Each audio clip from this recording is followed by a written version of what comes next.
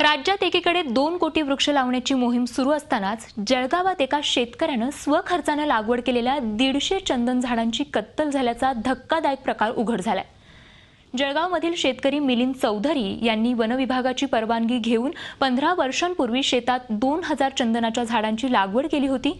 मात्र शनिवारी सकाळी यापैकी 150 चंदनाच्या झाडांची कत्तल झाल्याचं चौधरी यांना आढळलं। शुक्रवारी रात्री चंदन चोरांनी 150 झाडांची कत्तल केल्याचं तर 15 झाडं पळवल्याचं चौधरी यांच्या निदर्शनास आलं। यामुळे चौधरी यांचं लाखो रुपयांचं नुकसान झालंय।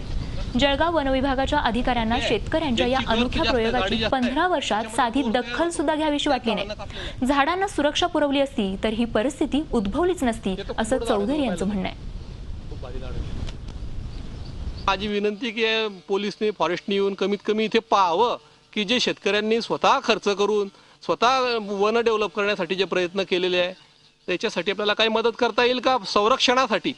एवढं तरी गव्हर्नमेंटने आम्हाला सहकार्य करावं निदान संरक्षणासाठी, कारण 15-16 वर्ष तिथे ना एक फॉरेस्ट ऑफिसर आलाय ना गार्ड आलाय, कोणीच येत नाही इथे पाहायला काय केलंय। झी 24 तास रहा एक पाऊल पुढे।